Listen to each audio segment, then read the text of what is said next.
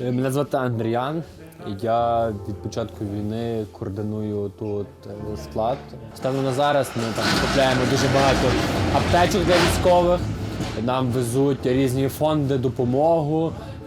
Зараз на складі в нас є продуктові набори, які приїхали в нас з Канади. Ми відправляємо їх на місця, де найбільша проблема з їжею.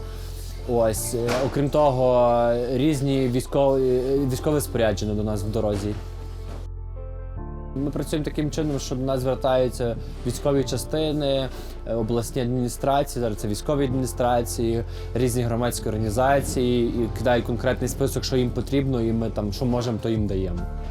Продукти зараз ми прийшли на той момент, що ми формуємо такий бокс, таку коробку, щоб люди могли, відкриваючи ту коробку, там жити на ті продукти якийсь певний час. Ми орієнтуємося приблизно це 3 тижні. І все ж у нас приїде, ми просто пакуємо в ці коробки, і коли воно буде просто людям роздаватися, віддається вся коробка разом, щоб там не точково роздавати людям. Ось так. Вони йдуть в ті містечка, де найбільші проблеми є з продуктами.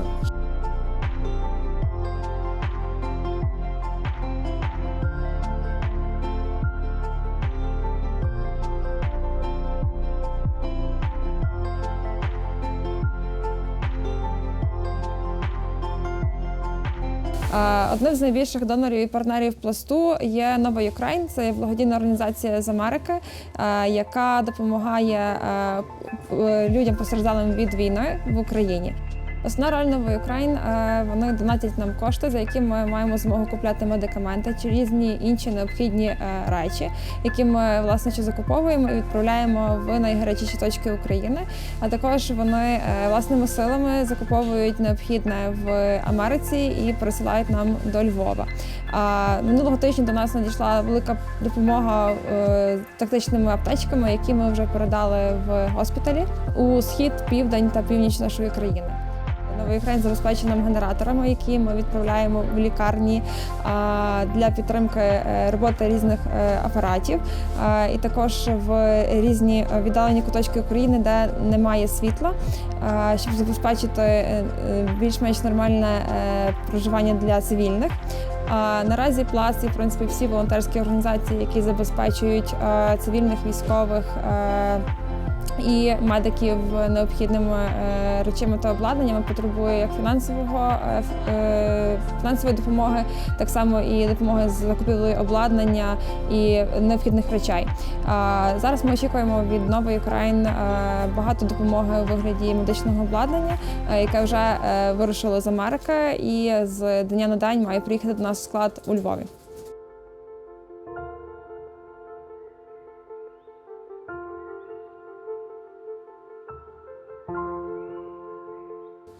Мене звати Вікторія Кондратенко, я є керівником медичного відділу гуманітарного штабу Пласту станиці Львів. До нас приїжджають медикаменти з різних куточків світу, з Європи, це зокрема з Польщі, Італії, Франції, з Німеччини, з Австрії, а також з інших країн Європи, просто в менших масштабах, як гуманітарна допомога від просто небайдужих людей, а також з Америки та Канади. Сортують ці медикаменти звичайні волонтери, здебільшого вони без медичної освіти. Сортуємо ми по таких категоріях ті препарати, які відносяться до шлункових захворювань, до банальних ГРВІ, від головного болю, від застуд, антибіотики.